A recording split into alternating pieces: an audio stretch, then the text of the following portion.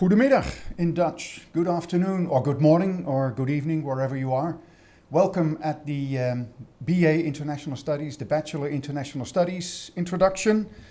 My name is André Gerrit, I'm Professor of International Studies and I do this presentation together with Ronja Virtanen, who is a student of ours, a student of the BA International Studies. She will give the student perspective in a few minutes and obviously she will answer all the questions that you may have. Ronja is from Finland, third year, BA International Studies, specialization Europe. Excellent. Welcome. What are we going to do the next approximately 30 minutes? And then we have about 20 minutes for Q&A, questions and answers. First question, where are we? Where is the International Studies degree located? Why International Studies? Why did we establish this program approximately 10 years ago? What are we? How have we built our program? What's the content of the program? What and how do we teach? We have the student perspective, very important of course. And we have some information on where our graduates go. BA, then to an MA program and then into the job market of course. And then there will be a room for question and answers. Where is International Studies? That's an important question because despite the fact that we are a program of the Humanities faculty of Leiden University, we're not located in Leiden. So not in the smallish Dutch medieval city of Leiden, that is, Leiden has a medieval center. No, we're based in The Hague. It's not the capital city of the Netherlands, that's Amsterdam, but it's a city where most of the embassies, most of the international organizations, the Dutch government and the Royal House are all located. You see 6 images on your screen in the upper left-hand corner. That is for me the upper left-hand corner. That's one of our buildings. It's a very large building. We use only the first 3-4 floors together with other programs of Leiden University. It's right in the center of The Hague. Right in between Central Station and first difficult Dutch word, the spui, or the spui, but we say the spui, of course, S-P-U-I, right in the center of The Hague. The next image, that's of course the Peace Palace, one of the more prominent examples of The Hague as the city of international peace. Then we see student of ours next to the office of the Prime Minister. We see another lower left-hand corner. We see another building where we are located, International Studies. Then, of course, we see, as the people from The Hague like to call it, The Hague Beach, which is actually an even more difficult Dutch word, which is actually in Scheveningen. And in the lower right-hand corner, you see the building of the Dutch Parliament.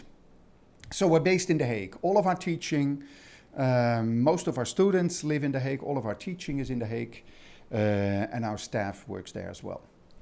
Now, why International Studies? The program is about 10 years old. I established it together with a few colleagues of mine.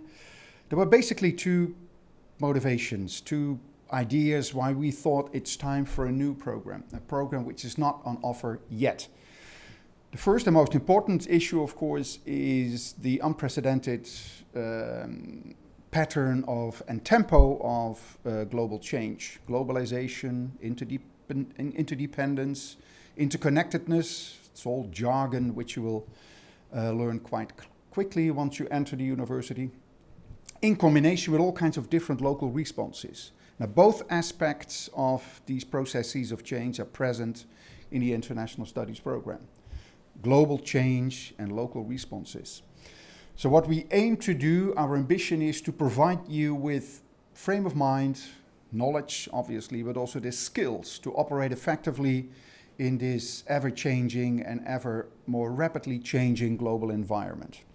Or, to put it in less than one sentence, one of my favorite quotes from William Fulbright, a former American senator, we want you, after your international studies experience, to be able to see the world as others see it. To be able to see the world as others see it. That's our motto. What's our philosophy? There are 3 legs on which the International Studies program stands, if you like. It's a multidisciplinary program. It's a program where foreign languages play a very important role. And it's also an area studies program, an area studies of sorts, or as we call it, area studies 2.0. Let me briefly discuss these three major dimensions of the international studies program. First of all, multidisciplinarity. Multidisciplinarity, another piece of academic jargon. It basically means that a program, so in this case international studies, discusses and teaches various aspects of academia, various disciplines. In our case, 4 major disciplines: history, culture, economics, and politics. Those are the 4 disciplines that we teach at international studies. Which means that when you're really and only interested in history, I would do a history program, not international studies, because at international studies you combine the history of a specific global region with its culture, its economics, and its politics. So it makes it slightly more superficial, but on the other hand, the multidisciplinarity, of course, gives you a very broad view of today's global developments. So that's one aspect of the program. The other aspect, and a very important one, is that we are basically an area studies program. Our students, including Ronja, our students study areas, or one area, but always in a global context. And that's the difference between international studies and, for example, Russian studies or China studies. If you do Russian studies or China studies, you focus exclusively on this one single area. Very important areas, that's not my point, but when you do international studies and you choose Russia and Eurasia, for example, as your region of first choice, you do focus on Russia, but again, always in this larger context. Now, we offer 8 areas for specialization, from East Asia to Europe. We teach and students discuss and learn these areas in this global and comparative perspective, and with the area comes a language. So language studies is a compulsory part of the international studies program. It's a very important distinction between international studies, for example, and international relations. At our program, you do a language which fits the areas of first choice. So Russia and Eurasia, obviously you study the Russian language. Southeast Asia, you have a choice between various languages. The same goes for East Asia. You can do either Mandarin, Chinese, or Japanese, or Korean. But whichever area you choose, you have to do a language.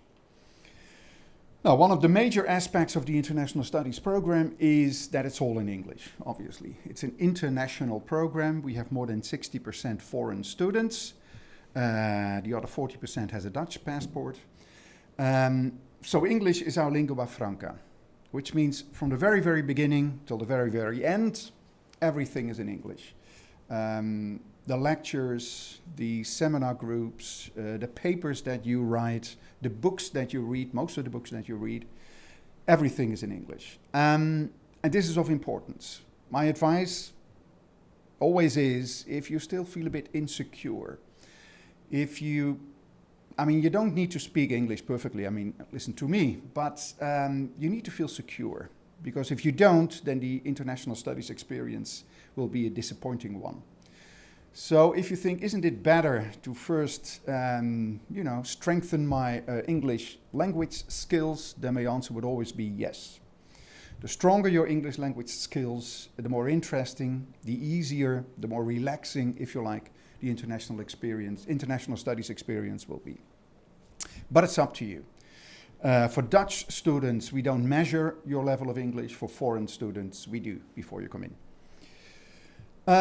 This is, very, very briefly, the program structure. This is year number 1 and year number 2. As you can see, in year number 1, you build your base. You have a couple of core discipline courses, politics, given by me, for example, but also global history. You choose your area, and we already ask you to do so. We require you to do so before the end of the first semester. So already in November, am I right, Ronja? Is it November? Yes. Already in November, we ask you what will be your area of first choice. The reason why we do it at such an early stage is because in the next semester, so from February onwards, you begin, of course, with your language courses, with your language education. So area of specific courses, cultural and history, and you start learning your language. In year number 2, you broaden your horizon. You will have area-specific courses, the politics of Russia. You have an international relations course. You have a global political economy. That's our, let's say, I discussed the 4 disciplinary aspects of international studies. One is economics. It's not very statistical. It's not very mathematical, our economics. We call it political economy. It's mostly about the link between politics and economics. Well, you can see which other courses you will have in year number 2, and obviously it's all on the website, so if you want to have a closer look and reflect on it, please visit the website. Year number 3 is a very special year because during the first semester you can either study abroad at one of our sister faculties, you can do an internship. An internship is a predefined series of courses, mostly 3, which you can use, for example, as a sort of a prep course for your MA. If you already know which MA you want to do after your Bachelor International Studies, and this MA requires a couple of special courses, you can do them during your minor program, sorry, not your internship, but your minor program. Or you can do an internship that is like studying abroad. The only difference is that you don't study abroad, but you work at either a governmental or a non-governmental organization. And then in semester 2, the final semester of the International Studies program, the most important aspect is the thesis. Every bachelor program ends with a personal thesis, which is a significant and substantial piece of work, which you write on your own. It's your own piece of work, but always together with other students in a seminar, a thesis seminar. That's year number 3. Study abroad. These are recent figures of students, international study students that went abroad.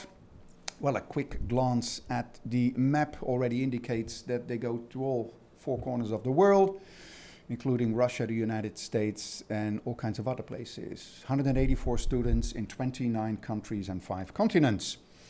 Fewer students do an internship, but still a significant number. 96 internships, 57 went abroad in 35 countries altogether. Others, of course, stayed in the Netherlands and did their internship here, which is also possible.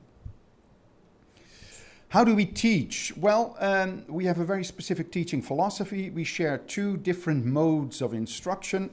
On the screen, you see our large lecture hall, where 500 students can be present. I guess this is me, can't really see it. I think so. It's an introductory course or an introductory lecture.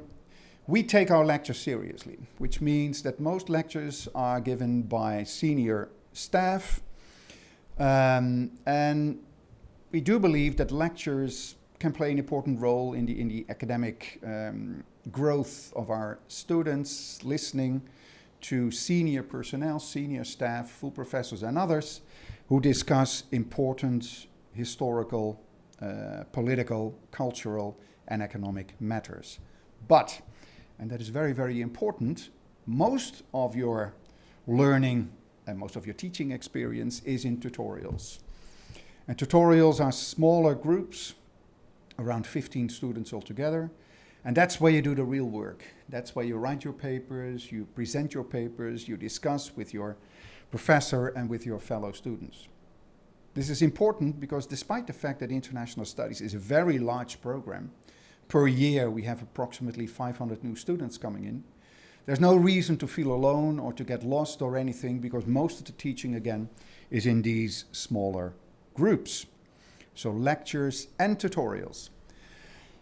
Who do we teach? As I said, we're a large program. We have a lot of students coming in every single year. Last September, so a couple of months ago, the beginning of the fall semester, 551 students from 49 nationalities. The dark red part, of course, are the Dutch students. So I would say approximately a third, a bit more than a third of all our students are Dutch. And other students come literally from across the globe, all the way from the United States and Brazil to Lebanon, India, Belgium, and undoubtedly Finland also. Yeah, there's also Finland.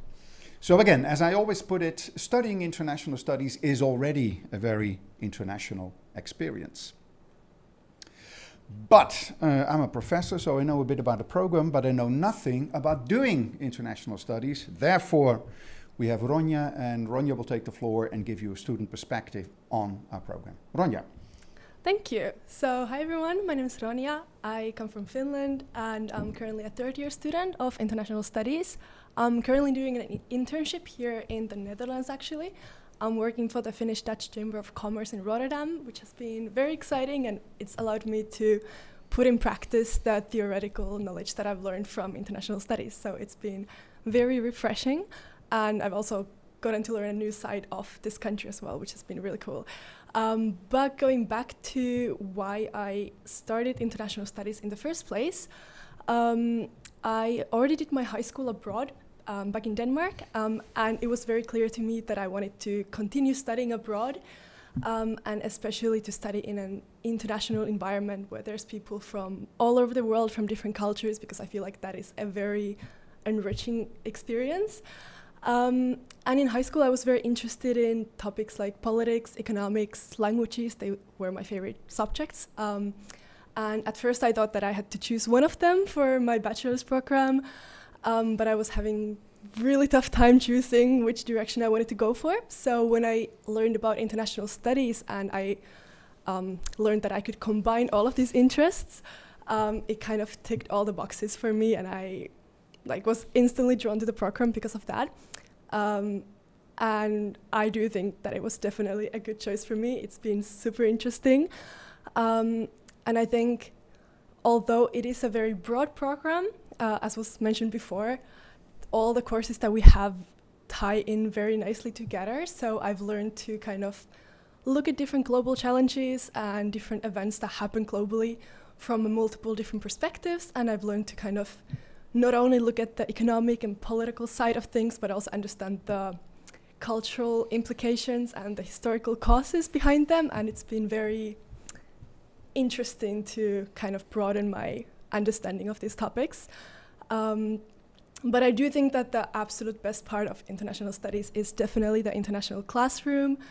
For example, when we have tutorials, we always talk about all these broad theoretical concepts, and then there's always someone who has a personal experience from their own culture, from their own country, and we share these things that we all have experienced from different parts of the world, and that is definitely a super enriching experience, and I've learned probably almost as much from those interactions than I have in the classrooms, in the lectures as well. So it's been very, very nice.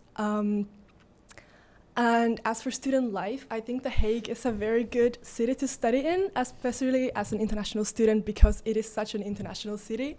You see people from all over the world. We have restaurants from all over the world. There's people coming to The Hague from everywhere, so there's always stuff to do. I have felt very welcomed there, and especially the student body being so international in our campus. We have a lot of events that are planned, for example, by the Study Association Basis. They organize more these career-related events. We have had embassy visits, networking events, but also just purely social events like parties, cooking sessions, sports events. So there has been stuff to do for everyone. Of course, I started my studies during the pandemic, so it's been quite a challenge. But now that everything's back to normal, we have in-person events again. It is super easy to meet like-minded people, and I think there's stuff to do for everyone. Besides Basis, there's also a lot of other student-led groups and organizations in The Hague, so depending on your interests, I'm sure you can find your place in The Hague. And yeah, there's always something to do. You definitely do not get bored, but I would say you have to keep in mind that housing can be a big challenge. So if you do choose to come to The Hague, start looking for housing as early as possible. I found mine last July when I moved houses, and it was a long process. But if you start looking early from Facebook groups and from, different housing websites, you can hopefully manage. But you should start looking early to avoid the stress of not having housing before you come here. But despite of that, I think The Hague is a very, very nice city to study in. The student community has been super accepting, super welcoming. And if you're someone who wants to learn about global challenges, you're perhaps not exactly sure which direction you want to go for, but you do want that international experience and learn about the world and its challenges, I think international studies is the best program for that, and I can definitely recommend it. Thank you very much, Veronia.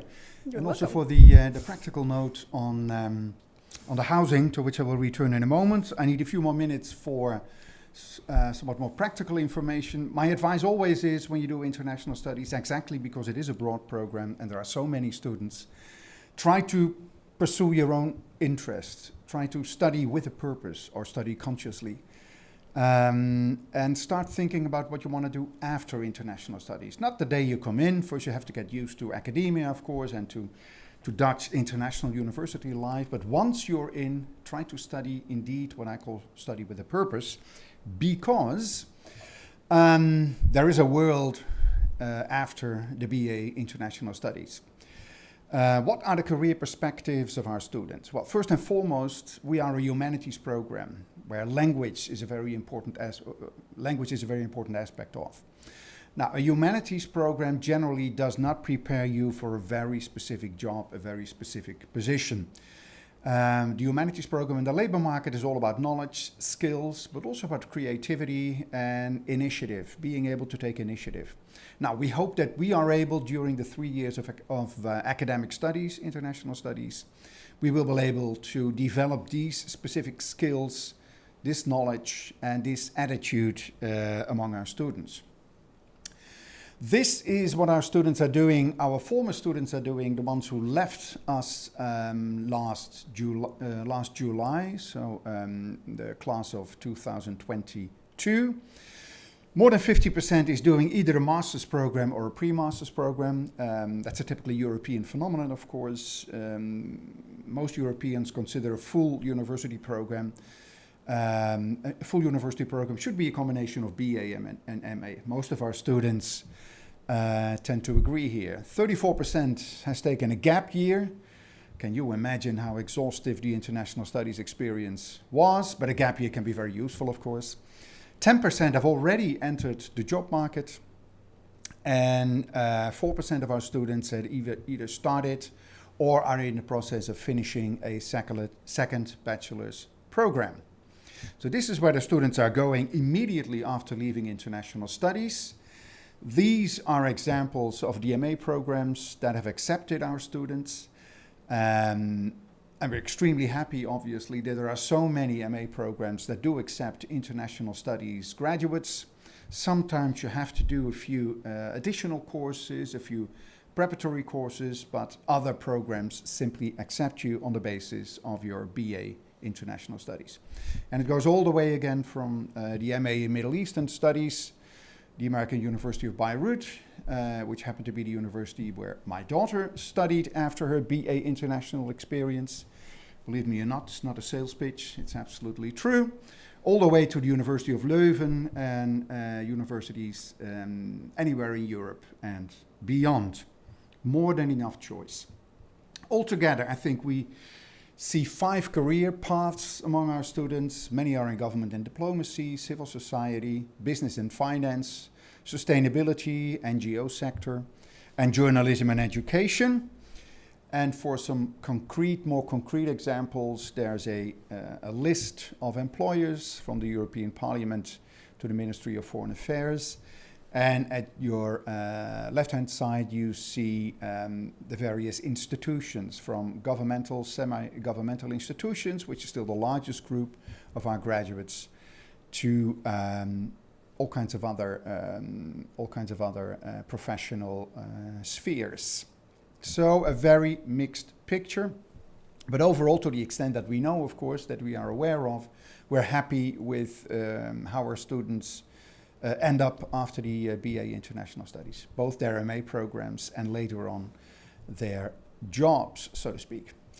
Very important information, always check the website for the latest information, because this kind of information has the tendency to change every now and then. We accept all Dutch students, that is all Dutch students that have a full VWO program. We accept students from European or international baccalaureates, US accredited international school students and other students. And we do test, at least we want to have proof of your proficiency in English. These are our main admission rules, but again, check the latest version on the university's website. Another piece of important information, those are the application deadlines. When you're a non-EU student, the deadline is the 1st of April. Housing deadline for international students, Ronja already mentioned it. Housing is an issue in the Netherlands, in all the major cities of the Netherlands, including The Hague. Check the information again on the website and be on time, as Ronja has also told you already. For Dutch students who want to do the study choice check, it's the 1st of May, otherwise 15th of June, the application deadlines. Again, check the websites for the latest information. If you're really interested in international studies and want to have more information before you actually sign up, these are a couple of experiences that you might want to do or might want to follow. Experience Day on the 26th of November. You join a lecture and a tutorial. You can be a student for a day, various dates, but also online. Join a campus tour and talk, of course, with our students, our current student body. There's an online experience with all kinds of questions, a little quiz, which enables you to conclude whether or not international studies fits you. Sign up, the address over there. You can find this PowerPoint and all this information again on our website. Sorry. We have reached the end of our presentation, Ronja and I. Thank you very much for listening. And now I look to my left-hand side and to see if there are any questions. And if at all possible, Ronja and I will answer them. Shall I take the middle one? How determinative is the Regent's choice in terms of future masters and job possibilities? That's a very good question, Caroline, but almost impossible to answer. It all depends on you. Obviously, if you do the Middle East or if you do East Asia and you study Mandarin, then most probably your future line of employment will be in line with your regional choice. And the same goes for your master's program, of course. So it depends. I mean, it's not predetermined. If you have done your BA International Studies, you have Russia as your area's first choice, then no one forces you, obviously, to do a master's in Russian studies. You can also do a master's in international relations, international history. So no, it's not determinative, but obviously it would be best in terms of the time and the money that you've already spent to do something in your MA and in your post-university career that has relations with what you did during the BA-IS. But, of course, we have a student here, so we can ask Ronja what her ideas are. What are you going to do after the BA? Yeah, I think if you want to go for a more general master's, I want to go for economic policies. So for that, I don't think your area of choice matters too much. But of course, if you want to do master's in, let's say, Russian studies or China studies, of course, then you have a higher chance of getting accepted if you chose that area for international studies as well. But I think in terms of the broader master's and job possibilities, it's not that determinative. Yep. You can definitely still go for different directions. Yeah. Right. Is there a certain level of mathematics required to apply? The answer is no. We offer you the possibility, if I'm not mistaken, to do some additional courses on statistics, for example, but these are not compulsory. That's basically it, because as I already indicated, the economics leg of the program is not very mathematical. Am I right? Yes, that would be correct. Good. Which programs opens up more career possibilities, international studies or international relations and organization, both at Leiden University? That's also a very intelligent question. Carlijn. Well, it all depends. It depends on your career ambitions, if you like.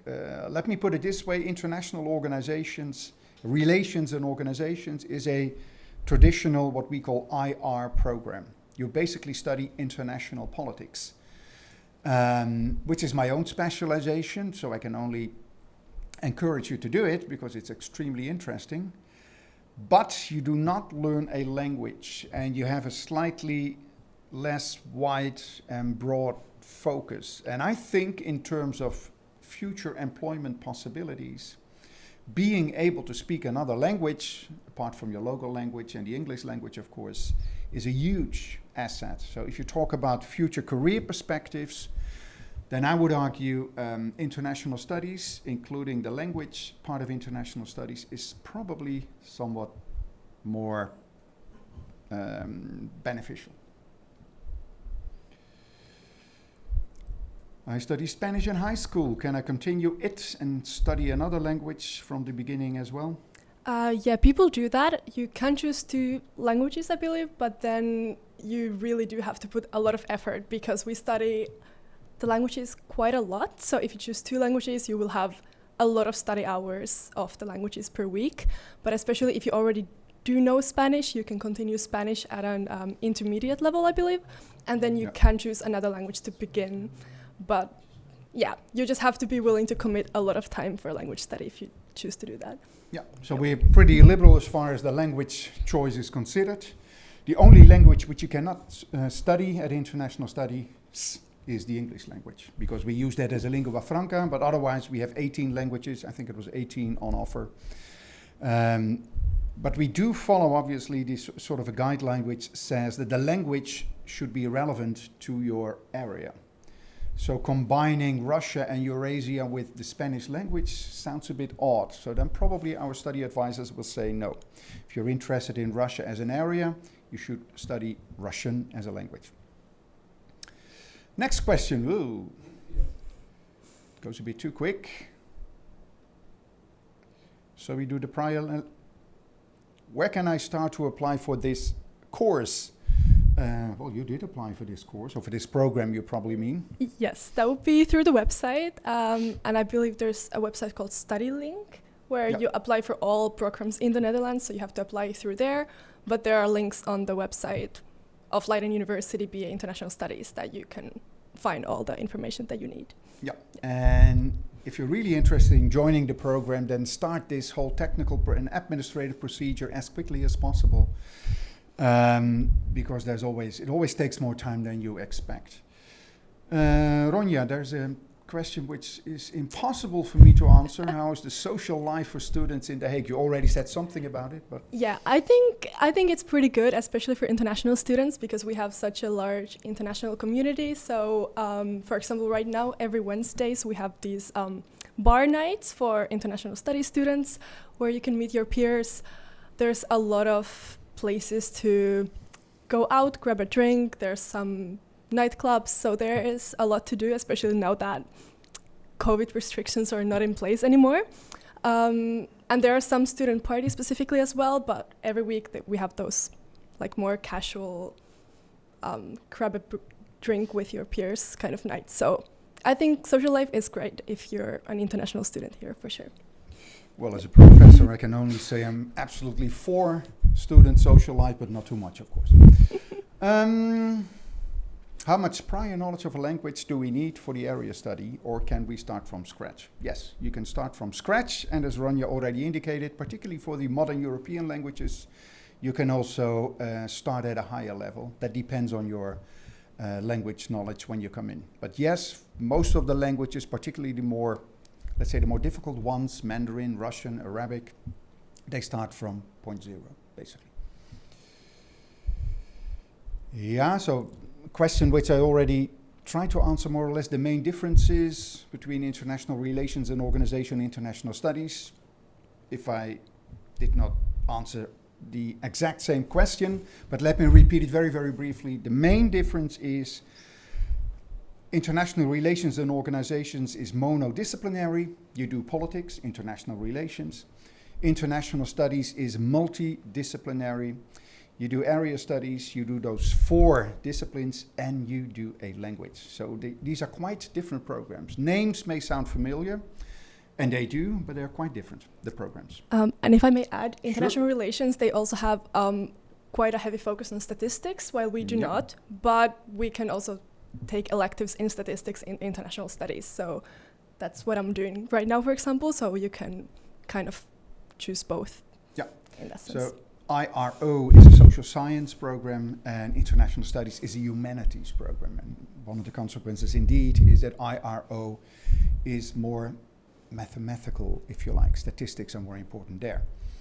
I'm completing my studies in France and been living there for 3 years, but I don't have the French nationality. Am I considered an international student?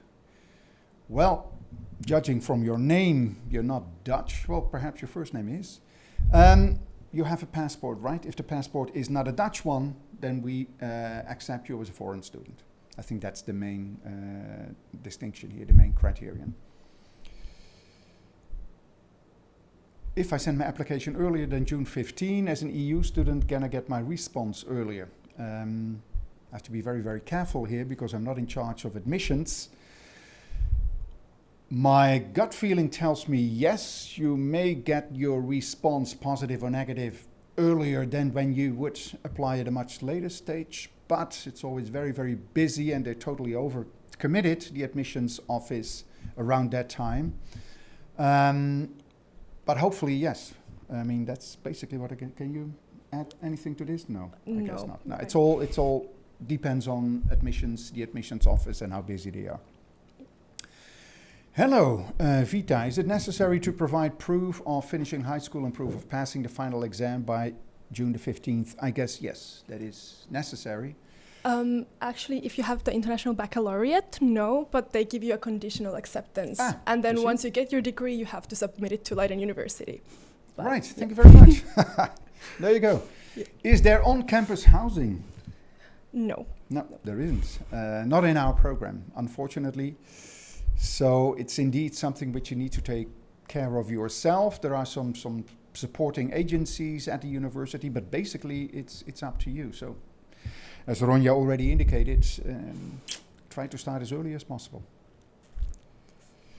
Is it possible to study international studies part-time? Well, yeah, Ronja, there are many students, I guess, who also have a sort of a job on the side. Yes, I know people who, they do study full-time, but they also have a part-time job, but I'm not aware if it's possible to do part-time studies. No, formally it isn't. It's a full-time program, but you can do it part-time in practice, of course. I mean, not too part-time, I would argue, because then it would take too long, but many students have a job on the side simply to earn some money. Life in the Netherlands, or anywhere for that matter, is not very cheap, of course. How much would you say is the personal workload per week, approximately, compared to the number of class hours?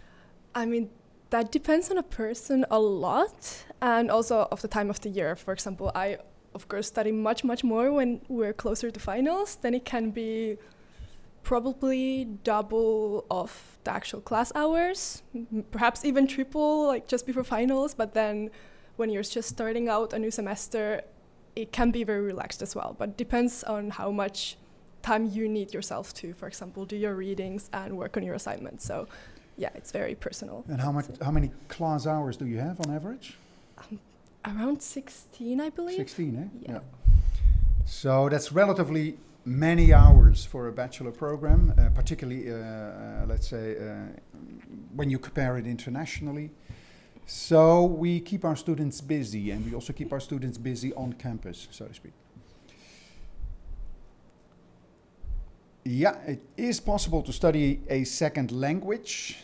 as an elective, starting from an intermediate level. Well, as an elective becomes a bit too specific because I'm not sure. We have a list of electives. Perhaps as a minor, they will allow you to study that second language. And obviously you can study whichever language you want to do as long as you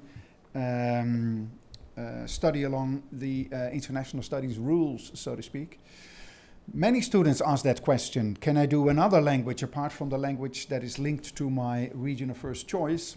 The answer is yes, but it all depends on your on the language that you choose and on your pre-university language skills. I would never advise a student to do Mandarin and Russian at the very same time, for example. So that depends a bit on your personal circumstances and your personal level of language skills.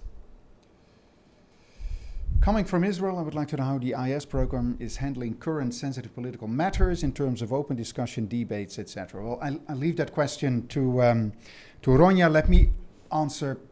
Let me give my answer. I'm no longer in charge of the program. I was the chair, but no longer. I am very much in favor of discussions and presentations and exchanges as open as humanly possible. I mean, there is a line somewhere, obviously, between having a very critical and open debate among students and between students and staff. And when you cross that line, you enter into,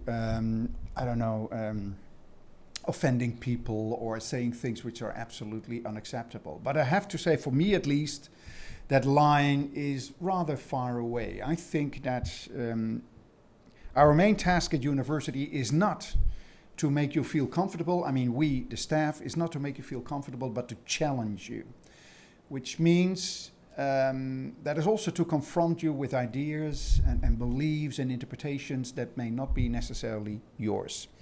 So I hope at least, but we'll ask Ronja, that the sphere on campus is as open and as liberal as possible. Ronja.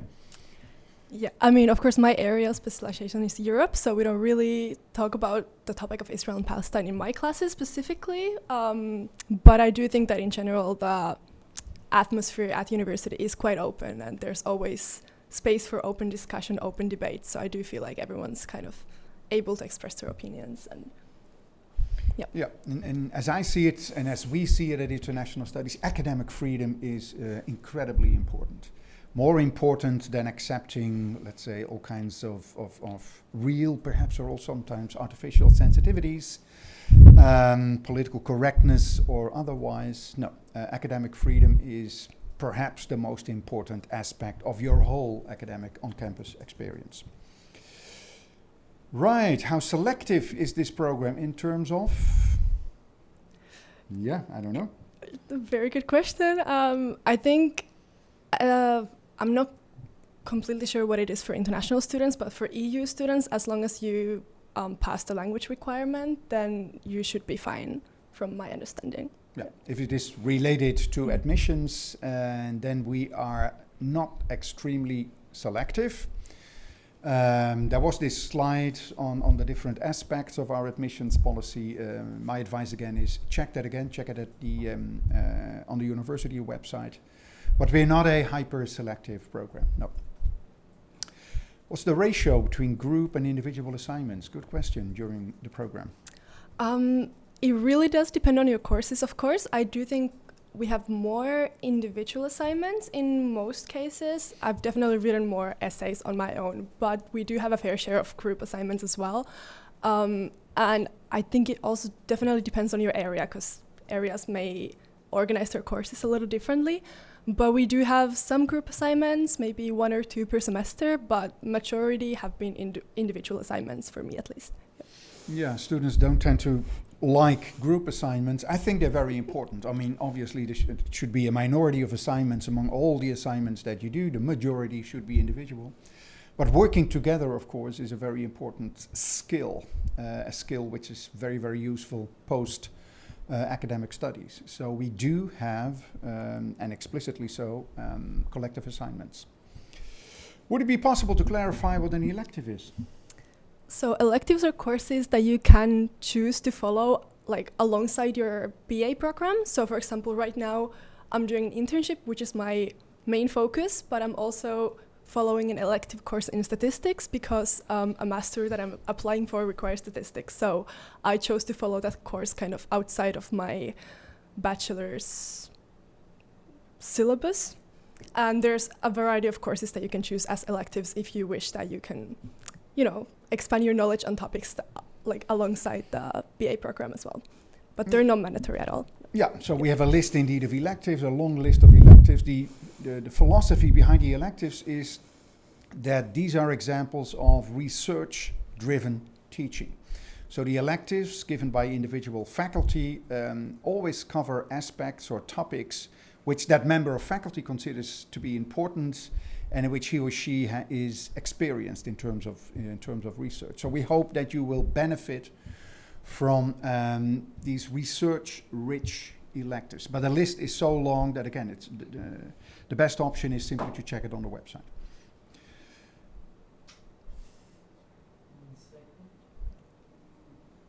Yeah, we're still waiting for other questions. That's a very long one.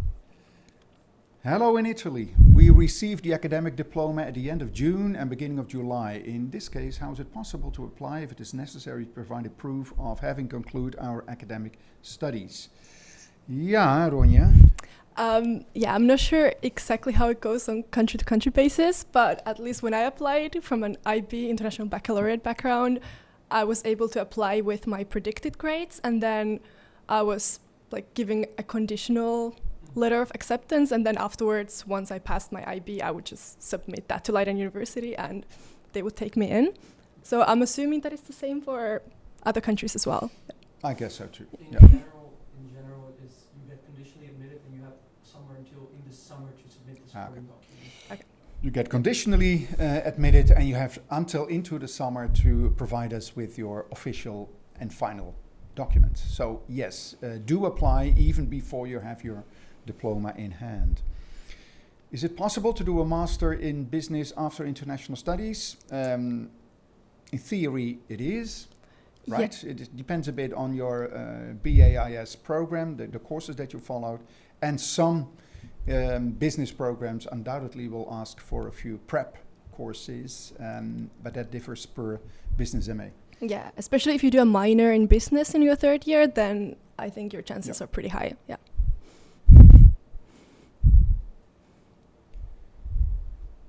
Is it possible to apply to several bachelor programs? Yes, sure. You can apply to as many programs as you want. Not that we support this, but obviously if you want to apply for more than one, that's possible. Do you only have lectures and work groups with students that are studying the same geographical area, or are the students also mixed occasionally? They are very mixed. Of course, we have those 4 courses that are strictly about your own area. So Economy Europe, Politics Europe, those are only with students from your own area. But then when it comes to courses like International Relations, Political Economy, which are all students follow the same course, then it's all mixed with students from different areas. Yep. Other questions? Yep. Since International Studies is not a numerus fixus program, how do you ensure high quality education? Well, these are 2 different things, obviously. Numerus fixus relates to students. High quality primarily, not only, not exclusively, relates to the faculty and the staff. We have a very international faculty, obviously, come from across the world, so to speak.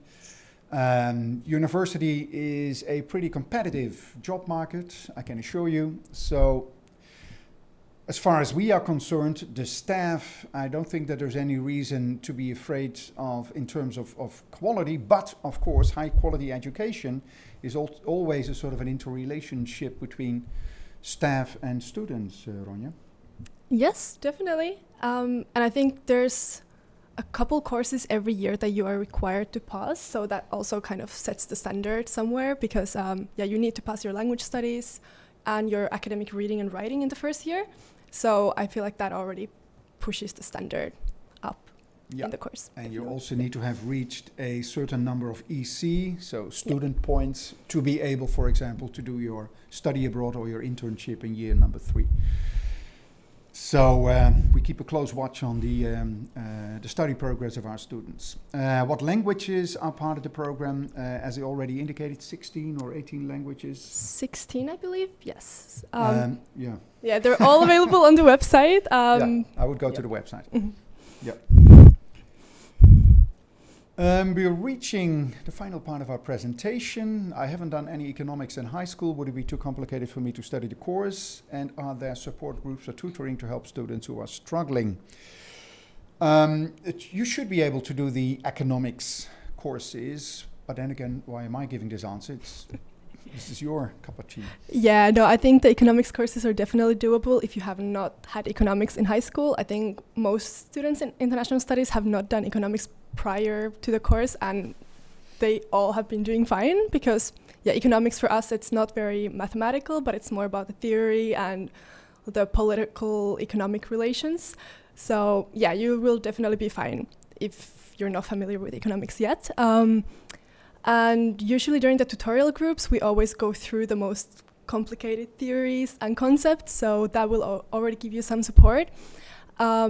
And sometimes students do organize like their own kind of support groups to prepare for exams as well. So you should be more than fine, for sure. Yep. Okay, thank you. Now let's do 1, 2 more questions, if there are any questions left. I look at the moderator.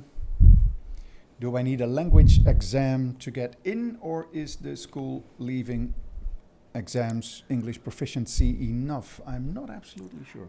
I think if you have not studied in English or in the Netherlands, then you do need a language exam. Okay. Yeah. So a separate language test. Yes. Okay. Good to know. Yeah, all right. We got indicated that there are no more questions left. Obviously, you can always contact our program, our study coordinators. Those are my colleagues who are in charge of your study program. And when you meet difficulties, they can always give you answers, whether you're in or still before entering the program. But thank you very much for being with us. If you're truly interested, there are more possibilities to get acquainted with the International Studies program. Thank you very much, Ronja. Thank you. Thank you very much myself, but thank you very much for watching us. Have a great day and hopefully see you in September next year. Bye-bye.